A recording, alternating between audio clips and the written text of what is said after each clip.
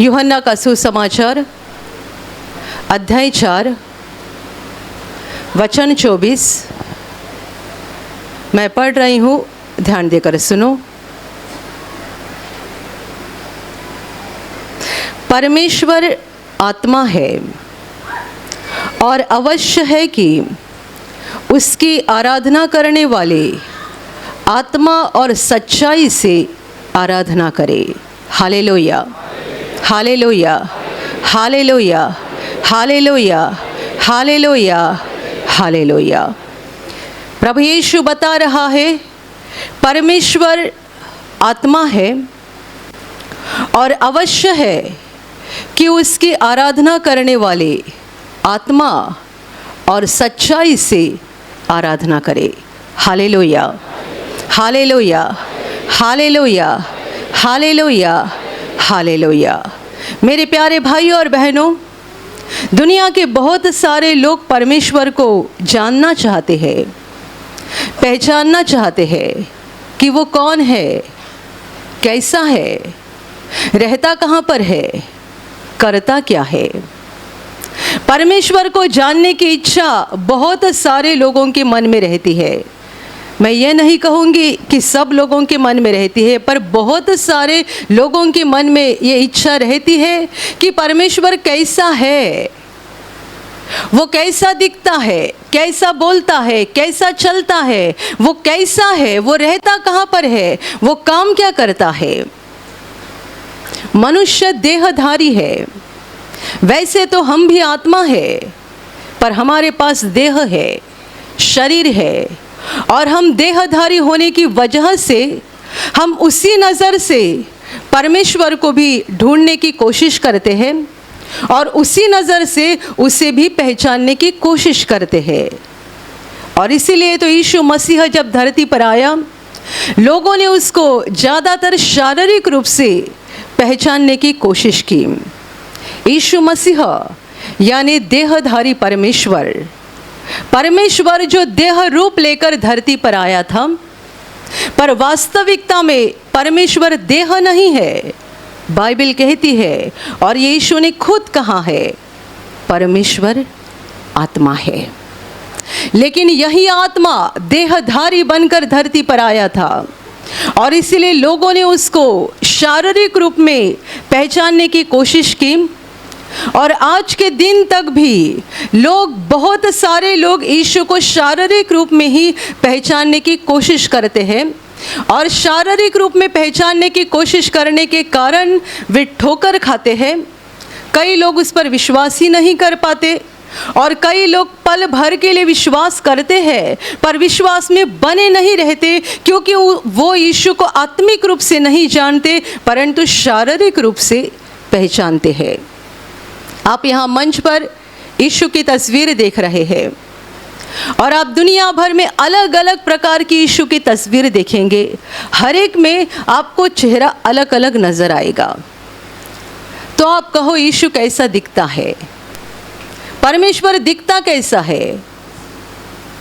क्या ये ज़रूरी है कि वो कैसा दिखता है, यानी उसके बाल कितने लंबे हैं, उसकी दाढ़ी कितनी लंबी है, उसकी आंखें कैसी है, उसके चमड़ी का कलर कैसा है, उसकी हाइट ऊंचाई कितनी थी, वो मोटा था या पतला था? बताइए, क्या ये कुछ ज़रूरी बातें हैं?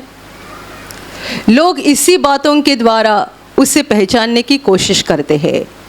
जब यीशु अपने खुद के गांव में गया था नासरत में, तब वहाँ पर उसने बड़े बड़े अद्भुत काम इसीलिए नहीं किए क्योंकि लोगों ने शारीरिक रूप से उसको पहचाना और उस पर अविश्वास दिखाया।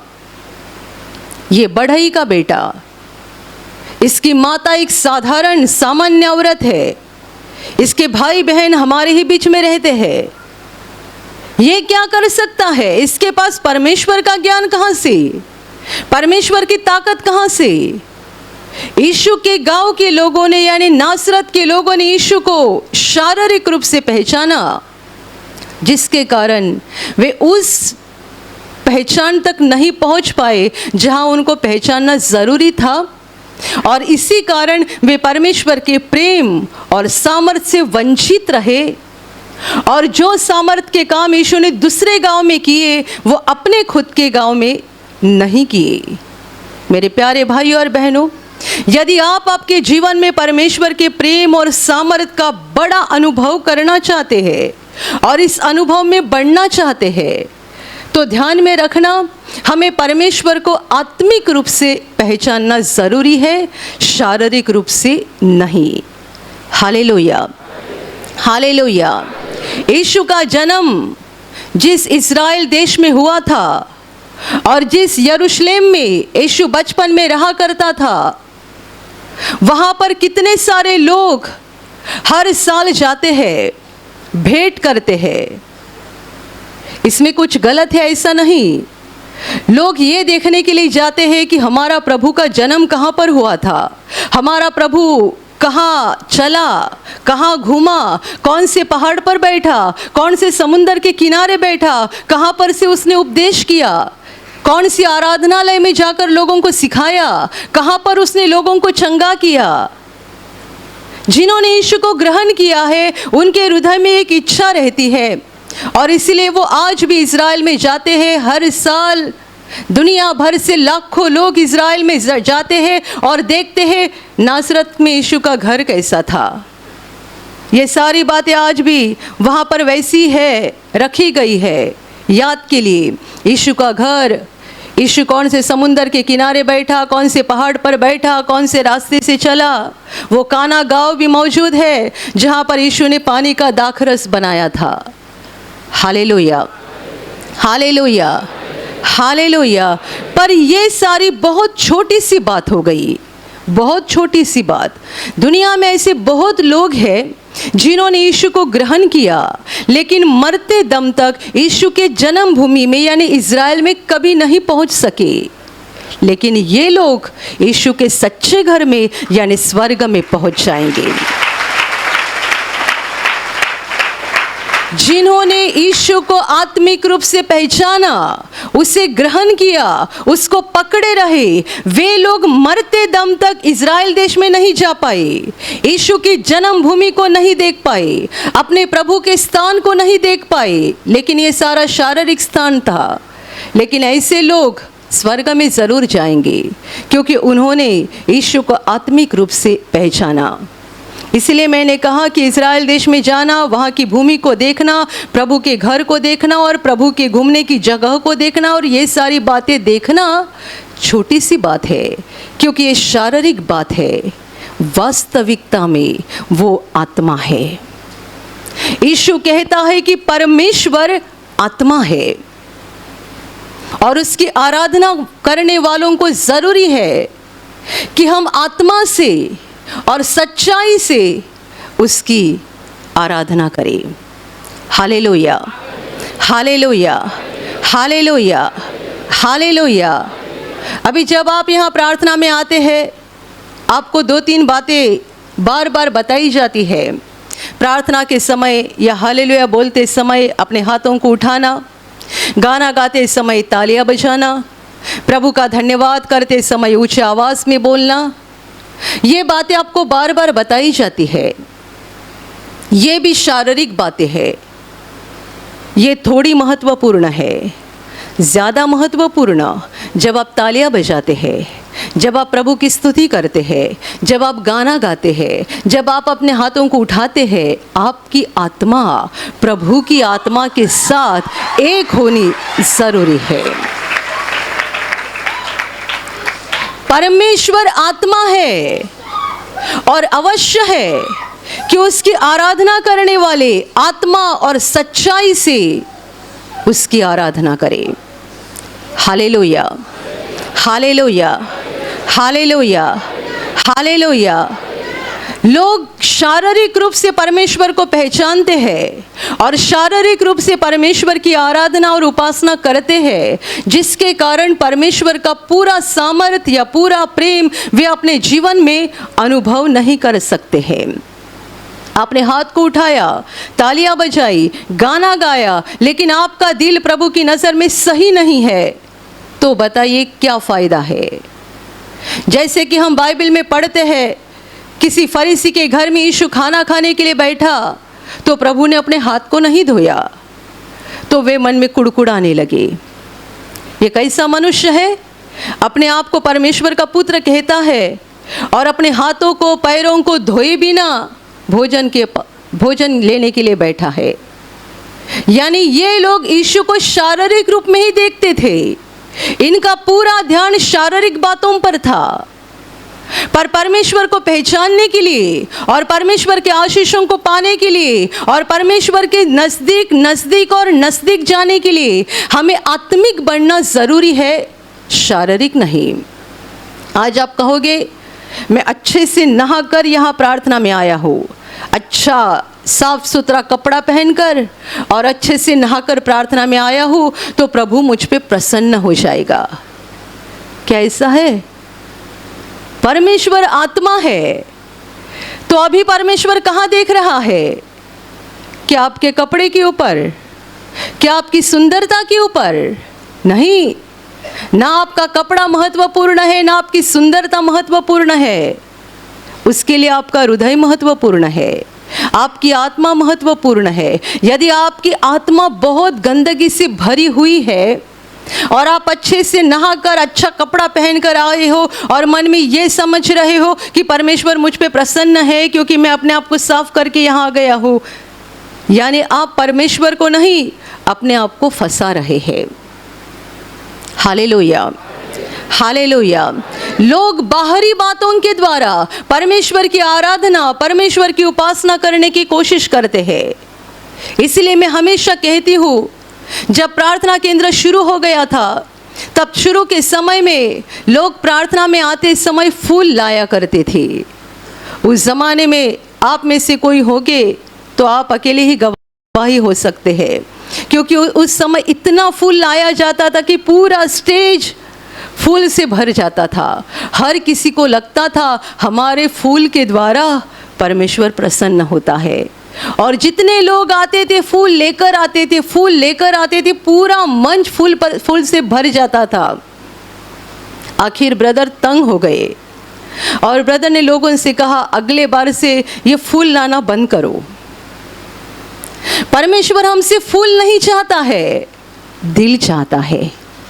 यदि आपका दिल प्रभु की ओर लगा नहीं है, यदि आपका दिल प्रभु को ग्रहण करने के योग्य नहीं है, यदि आपका दिल परमेश्वर को पसंद नहीं है, तो आप बड़ा फूल लाओ या फूलों की माला लाओ, परमेश्वर आप पर प्रसन्न कभी नहीं हो सकता है। लोग बाहरी बातों के द्वारा परमेश्वर की आराधना करना चाहते हैं। इसी जगह पर आराधना होनी चाहिए, ऐसी होनी चाहिए, ऐसा होना चाहिए। आप कहोगे प्रभु ने मुझे कहा है सफ़ेद कपड़ा पहनने के लिए, तो मैं प्रार्थना के समय सफ़ेद कपड़ा पहनकर प्रार्थना करूँगा, सफ़ेद कपड़ा पहनकर प्रार्थना करूँगी।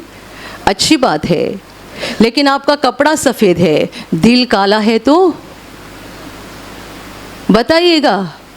कपड़ा आपका सफ़ेद है, एकदम सफ़ेद, जिस पर एक भी दाग नहीं है, लेकिन दिल काला है, तो क्या प्रभु आपकी आराधना और उपासना को ग्रहण करेगा? इज़राइल के लोग चाहते थे इसी जगह पर आराधना होनी चाहिए। यदि यहाँ से प्रार्थना हो जाएगी प्रभु सुनेगा, यदि ऐसी प्रार्थना हो जाएगी तो ही प्रभु सुनेगा। यही करना चाहिए, वही करना चाहिए। यानी क्या? सारी शारीरिक बातें, बाहरी बातें।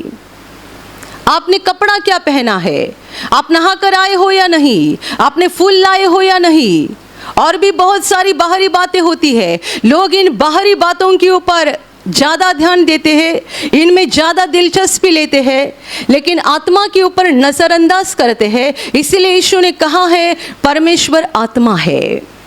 मैंने कई बार आपको बताया है, ज़रूरी नहीं कि आप यहाँ ही आएंगे तभी प्रभु आपकी प्रार्थना को सुनेगा।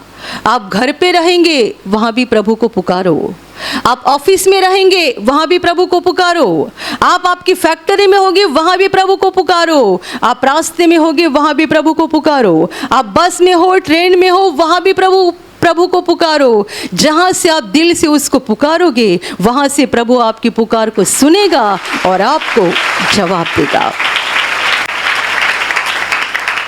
हालेलुया, हालेलुया, हालेलुया, हालेलुया। ऐसी सामूहिक प्रार्थना सभा में भाग लेना हमारी आत्मा के लिए बहुत ज़रूरी बात है। सामूहिक प्रार्थना सभा के समय विशेष रूप से स्वर्ग खुल जाता है और परमेश्वर के विशेष आशीर्वाद मिल जाते हैं, बड़ा सामर्थ्य उतरता है। इसलिए ऐसी सामूहिक प्रार्थना में भाग लेना बहुत ज़रूरी है, महत्वपूर्ण भाग है। परंतु ऐसा नहीं कि हम और कहीं प्रार्थना करेंगे तो प्रभु हमारी प्रार्थना को सुनेगा नहीं। हालेलुया, हालेलुया, हालेलुया। अपनी सेवकाई तो इस बात की बहुत बड़ी गवाही है, क्योंकि अक्टूबर 2017 से लेकर अभी अक्टूबर 2024 तक गए 7 सालों में हमारी सेवकाई कितनी सारी जगह घूमकर आई है। कहाँ कहाँ हम घूमे, किसी स्कूल में भी प्रार्थना सभा ली, किसी शादी के हॉल में भी प्रार्थना सभा ली, कहाँ कहाँ प्रार्थना सभा ली, लेकिन जहाँ जहाँ हम गए प्रभु हमारे साथ रहा, प्रभु हमारे साथ रहा, वो अद्भुत काम करते रहा। ऐसा नहीं कि प्रभु किसी जगह को चुनता है, वो जगह को नहीं चुनता, वो मनुष्य को चुनता है, वो इंसान को चुनता है। यदि जगह को चुनता तो उसी जगह जाके हमें रुक के प्रार्थना करनी चाहिए, बाकी जगह प्रभु प्रार्थना नहीं सुनेगा। नहीं, परमेश्वर मनुष्य का दिल परखता है, वो दिल को परखने वाला परमेश्वर है। और इसीलिए यीशु बता रहा है कि परमेश्वर आत्मा है और ज़रूरी क्या है, अवश्य क्या है कि उसकी आराधना करने वाले आत्मा और सच्चाई से उसकी आराधना करें। अभी देखो, प्रार्थना के समय बहनें बैठती है, अपने सर को ढक देती है। ये परमेश्वर का वचन है। वचन ऐसा कहता है कि हर औरत ने अपने ऊपर जो अधिकार है, उस अधिकार के चिन्ह के लिए सर को ढकना ज़रूरी है। यह आज्ञा शादीशुदा औरत के लिए है, ध्यान में रखना। सर को ढकना ये आज्ञा शादीशुदा औरत के लिए है जिसके ऊपर पति का अधिकार है, क्योंकि वचन साफ लिखता है कि अपने अधिकार का चिन्ह, क्योंकि पत्नी का मस्तक पति है, तो अपने अधिकार के चिन्ह के रूप में उसे अपने सर को प्रार्थना करते समय या संदेश देते समय ढकना ज़रूरी है। अभी जिनकी शादी नहीं हुई है या जो विधवा है, वो भी प्रार्थना में यदि सर ढकती है तो इसका मतलब ये है कि हम एक सभ्यता के रूप पर, या प्रार्थना सभा में बहुत सारे भाई भी होते हैं, इसीलिए सभ्यता के लिए हम अपने सर को ढकते हैं। ये प्रभु की आज्ञा हमारे लिए नहीं है, परंतु शादीशुदा बहनों के लिए है कि आपके पति का अधिकार आपके ऊपर है। ये चिन्ह के रूप में प्रार्थना के समय आपको आपके सर को ढकना ज़रूरी है। अभी एक शादीशुदा बहन अपने सर को ढकती है और हाथ जोड़ के बाहर से लोग देखते कितने दिल से प्रार्थना करती है। उसने सर क्यों ढका है? पति का अधिकार मेरे ऊपर है, ये चिन्ह। जरा जाके पूछो, बहन जी आप घर पे पति का सुनती हो क्या? नहीं नहीं नहीं, उसे मत पूछो, उसका पति ढूंढो और उसे पूछो। केंद्र की एक बहुत खूबसूरत कहानी है। बहुत साल पहले जब नया नया केंद्र शुरू हुआ था और निवासी शिविर शुरू हो गए थे, एक औरत प्रार्थना में आती थी, उसका पति आता नहीं था और उसकी बहुत इच्छा थी पर पति आता ही नहीं था। एक बार कैसा तैसा करके उसने पति को निवासी शिविर में लाया, लेकिन पति शिविर के हॉल के अंदर आने के लिए तैयार नहीं थे। वो भाई बाहर बैठे थे, पत्नी अंदर आकर बैठी, उसके पति बाहर बैठे थे। ये मसीही कपल था, क्रिश्चियन पति पत्नी थे। जो भाई इसके पति बाहर बैठे थे प्रार्थना हॉल के बाहर, उनके हाथ में बाइबिल था और बाइबिल पढ़ रहे थे, लेकिन प्रार्थना हॉल के अंदर आने के लिए तैयार नहीं थे। ये बहन बहुत परेशान थी। सोमवार का आधा दिन बीत गया, ये भाई अंदर आ ही नहीं रहे थे। वो बार बार बाहर जाती थी, अंदर चलो गाना शुरू हो गया, अंदर चलो स्तुति आराधना शुरू हो गई, अंदर चलो प्रवचन शुरू हो गया। वो एक भी बात को मानता नहीं था। वो अपना मुंह, अपना चेहरा बाइबिल में डालकर बस बाइबिल पढ़ते जा रहा था, उसकी ओर ज़रा भी ध्यान नहीं देता था और वो बड़ी परेशान थी। और फिर उसने किसी से कहा, मुझे अर्जेंट ब्रदर को मिलना है। ब्रदर ने उसको बुलाया, क्या हो गया? ये बहन कहती है मेरे पति आने को तैयार नहीं थे, मैंने कैसे तो लाया है, लेकिन अभी वो शिविर के हॉल में आने को तैयार नहीं है, हॉल के बाहर बैठे हैं। ब्रदर ने पूछा क्या कर रहे हैं? वो कहती है बाइबिल पढ़ रहे। बाइबिल पढ़ रहे? बाइबिल पढ़ रहे और शिविर में आने के लिए तैयार नहीं है, अजीब व्यक्तिमत्व है। ब्रदर ने कहा उनको लाओ मेरे पास। ये भाई आ गए। कैसे आए मालूम है? उनके हाथ में बाइबिल खुला था, पढ़ते पढ़ते पढ़ते ही आ गए। ब्रदर के सामने कुर्सी पर बैठे और बाइबिल पढ़ने लगे, देखते भी नहीं है। और इस औरत ने अपना टेप रिकॉर्डर शुरू कर दिया, मेरा पति ऐसा है, वैसा है, वैसा है, वैसा है, मैं कब से बता रही तो सुनता नहीं था, आज मैंने इतना बोल बोल के अभी लाया है तो अभी आते भी नहीं है, इतना समय से बाहर बैठे, बहुत कुछ बोली। उसका जब बोलना ख़त्म हो गया, यानी कैसेट समाप्त हो गई, तब उसके पति ने बाइबिल से अपनी आंखें ऊपर उठाई और ब्रदर से एक ही वाक्य कहा, ब्रदर जी ये मेरी पत्नी मेरी एक भी बात को सुनती नहीं है। और फिर से बाइबिल पढ़ने लगे। उसके सारे पेपर के ऊपर एक ही रिमार्क आ गया, ये मेरी पत्नी मेरी एक भी बात को सुनती नहीं है। और दोबारा बाइबिल पढ़ने लगे। तो ब्रदर ने उस बहन से पूछा, बहन जी आपके पति जो बोल रहे क्या ये सच है? हाँ हाँ ब्रदर, मैं इनकी बात को सुनती नहीं हूँ। तो ब्रदर ने कहा पहले उनसे माफ़ी मांगो और उनसे वादा करो कि आज के बाद उनकी आज्ञा में रहोगी। उसने माफ़ी मांगी और कहा आज से मैं तुम्हारा सुनूंगी। वो खुश हो गया, दोनों शिविर के हॉल में आकर बैठ गए। 5 दिन का पूरा शिविर हो गया और 5वें दिन दोनों हंसते हंसते केंद्र से वापस चले गए। हालेलुया, हालेलुया, हालेलुया। जो बहन अपना सर ढककर ऐसा लग रहा है दिल से प्रार्थना कर रही है, उसके पति को जरा ढूंढ कर उनको पूछिएगा, पत्नी घर में आपकी सुनती है क्या? यदि सुनती नहीं है तो इसका मतलब ये जो इसका प्रार्थना करना है ये सारा, हम मराठी में बोलते देखावा है, दिखावा, ढोंगीपन, केवल दूसरों को दिखाने के लिए।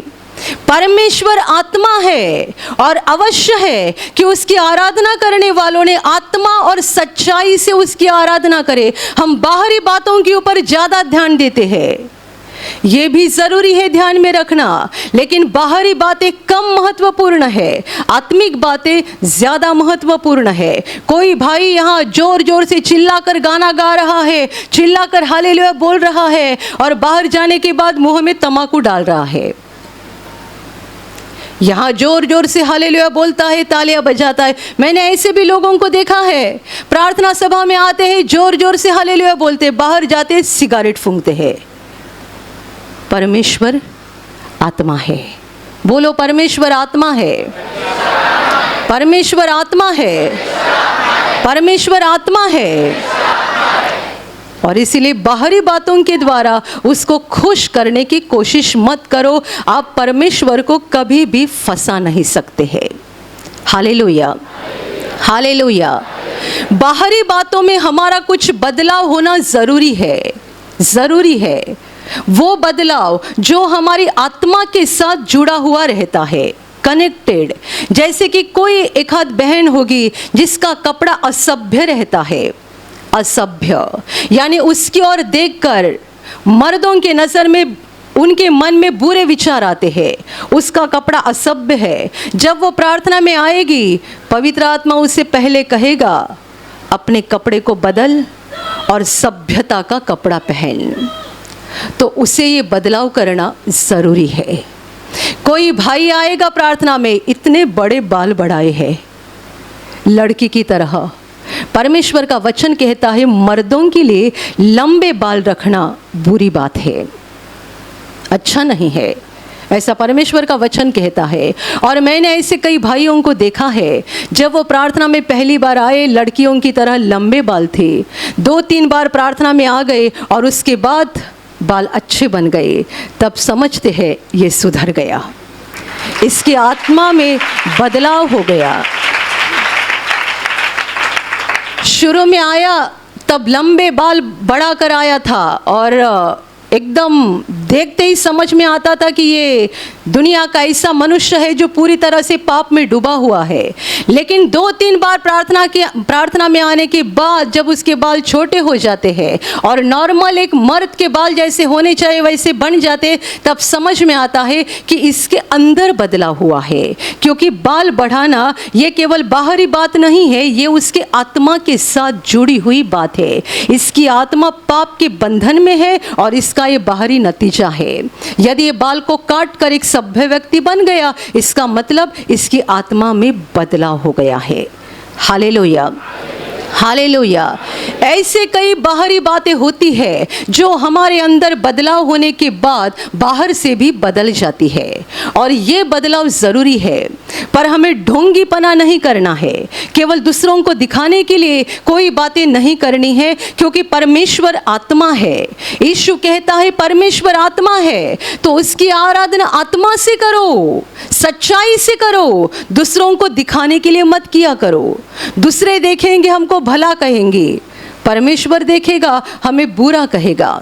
इसलिए मैंने कहा कि हम एकदम सफ़ेद कपड़ा पहनकर प्रार्थना के लिए खड़े हो गए, इसका मतलब परमेश्वर हम पर बड़ा संतुष्ट हो जाएगा, ऐसा नहीं। क्योंकि शरीर पर कपड़ा सफ़ेद रहने के बावजूद भी हमारा हृदय काला हो सकता है। हमारे दिल में कितने सारे लोगों के लिए नफरत हो सकती है, हमारे जीवन में कितनी सारी बुरी बातें हो सकती है। बाहर से हमने सफ़ेद कपड़ा पहना है, लोगों को लगता है सभ्य व्यक्ति है, पर अंदर से हम कौन है परमेश्वर जानता है। हालेलुया, हालेलुया, हालेलुया, हालेलुया, हालेलुया। मेरे प्यारे भाइयों और बहनों, परमेश्वर को आत्मिक रूप से देखो, आत्मिक रूप से पहचानो और आत्मिक रूप से ही उसे प्रसन्न करने की कोशिश करो। बाहरी बातें जितनी आवश्यक है, जितनी पवित्र आत्मा आपको बता रहा है, उतना ही हमें बदलाव करना है और उतनी ही बातें हमें करनी है। जैसे कि कभी कभी पवित्र आत्मा हमें घुटना टेकने के लिए कहेगा, हम घुटने पे आके प्रार्थना करते हैं। कई बार पवित्र आत्मा हमें खड़ा होकर प्रार्थना करने के लिए कहता है, हम खड़े होकर करते हैं। कई बार पवित्र आत्मा हमें रात को 2 बजे 3 बजे जगाता है और कहता है अभी प्रार्थना करो, तब हमें रात को 2 बजे 3 बजे जब पवित्र आत्मा उठाता है तब उठकर प्रार्थना करनी चाहिए। बाहरी बातें जितनी पवित्र आत्मा हमें कहेगा उतनी हमें करनी चाहिए, पर हमारा ज़्यादा ध्यान यानी हमारा पूरा फोकस आत्मा के ऊपर होना चाहिए। हमें आत्मिक मनुष्य बनना है, शारीरिक नहीं। हम संसार में थे, शारीरिक लोग थे। हमारा दिखना, हमारा कपड़ा, हमारा खाना पीना, हमारा रहना, हमारी गाड़ी, हमारी नौकरी, सारी बाहरी बातों के ऊपर हम ध्यान रखते थे। अभी हमें बाहरी बातों के ऊपर नहीं, आत्मिक बातों के ऊपर ध्यान देना है, क्योंकि हम जिससे जुड़ रहे हैं वो परमेश्वर आत्मा है, और वो आत्मा से और सच्चाई से उपासना चाहता है, आराधना चाहता है। हालेलुया, हालेलुया, हालेलुया, हालेलुया। प्रभु यीशु मसीह 33 साल मनुष्य के रूप में इस्राएल देश में रहा, लेकिन थोड़े ही लोगों ने उस पर विश्वास किया और थोड़े ही लोग विश्वास में बने रहे और थोड़े ही लोगों को उसका फायदा हो गया, क्योंकि ज़्यादातर लोगों ने यीशु को शारीरिक रूप से पहचानने की कोशिश की। आज भी कितने सारे लोग इस बात को लेकर बहस करते हैं कि यीशु की ऊंचाई इतनी थी, यीशु ऐसा दिखता था, यीशु वैसा दिखता था, उसकी आंखें ऐसी थी, उसके बाल ऐसे थे, उसका कपड़ा ऐसा था। क्या महत्वपूर्ण है बताओ? यीशु का बाहरी रूप क्या महत्वपूर्ण है? वो देहधारी बनकर आया था केवल 33 वर्ष के लिए। वो किसी मकसद के लिए देहधारी बना था और वो मकसद को उसने पूरा किया है और अभी वो स्वर्ग में चला गया है। तो जिस मकसद के लिए वो आया था, वो उसका शारीरिक रूप कैसा था, उस पर हम यदि फोकस करेंगे, उस पर ध्यान देंगे, तो फायदा कुछ नहीं हो जाएगा। Hallelujah, hallelujah. इसलिए यहाँ पर जो यीशु की तस्वीर लगाई है या क्रूस पर जो यीशु का स्टैचू लगाया गया है, हम आपको कभी नहीं कहेंगे कि इसको फूलों की माला लाके पहनाओ। बिल्कुल ज़रूरी बात नहीं है। ये बस इसके लिए है कि हमें प्रभु का स्मरण रहे, उसके मौजूदगी का एहसास हो जाए, इसलिए बातें हैं। पर ऐसा नहीं कि हम इस तस्वीर को फूल या फूलों की माला चढ़ाते रहे।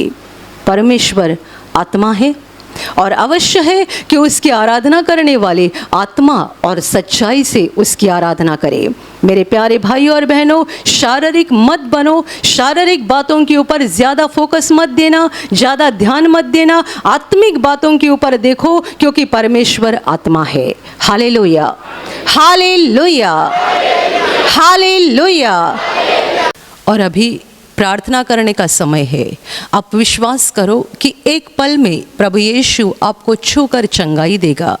एक पल में वो आपके जीवन का दुख निकाल देगा और आपके आंसुओं को खुशी में बदल देगा, क्योंकि उसके लिए असंभव कुछ नहीं है, अनहोनी बात एक भी नहीं है। प्रभु यीशु आज भी जिंदा है।